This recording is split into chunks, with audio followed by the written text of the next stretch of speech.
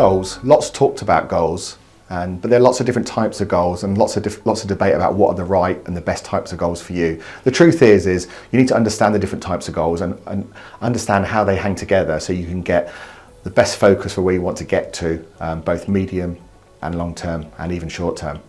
So when we talk about goal types, I think the first thing that we need to think about is actually what we call legacy goals.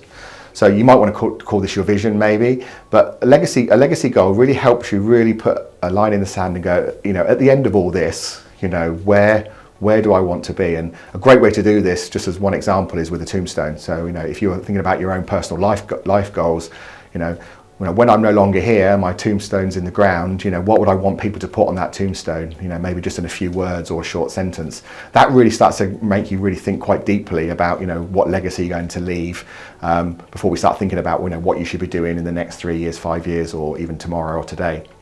So legacy goals are really, really important. What you can then do from your legacy goals is you can then start to go, okay, if that's what I want people to say about me when I'm gone, or what I want the end game to look like, what do I need to have done in the next 10, 20 years? Where do I want to have gone? What do I need to have achieved? Who do I want to be with? All those kind of questions. And do the same for 3 to 5 years as well, that kind of more medium term. Because what you're now starting to do is you're starting to build a burning bridge and go, okay, if I want that to be my outcome, I'm starting to see there's some things I need to have achieved or done in the next 3 years, 5 years, 10 years, if that's even going to be likely. So that burning bridge is starting to appear. And then what you need to think about then is, okay, great. So if 3 years I want to be there, achieve that, done this, been with this person, whatever your personal journey is, then you can start to see, so okay, great, okay. So in the next 12 months, what do I need to have achieved? So now we're getting into what I call more planning type goals. So my 1 year plan. You don't need to worry about now your long-term legacy or your long-term goals. You just need to go for the next 12 months. I just need to buckle down and focus on these things so that I'm now on the road and journey towards getting to where I want to be in 3 years and then beyond. And then I think coming back from that, it's then going, okay, what are my daily habits and disciplines that I'm going to need to stick to that are going to ensure that I deliver on that plan, and then I'm on that journey to where I want to get to ultimately.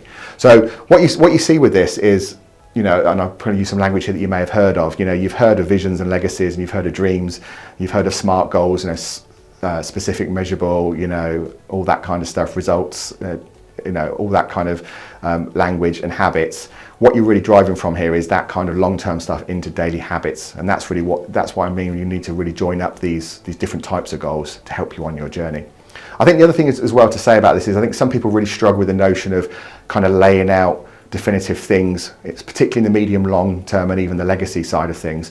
Don't be concerned about committing down what you want to achieve. It's your life, it's your plan, it's your journey. You can change that anytime you like. All you can do is write it as you see it now, because if you don't, then you won't be able to do the things today that you need to do to move towards that.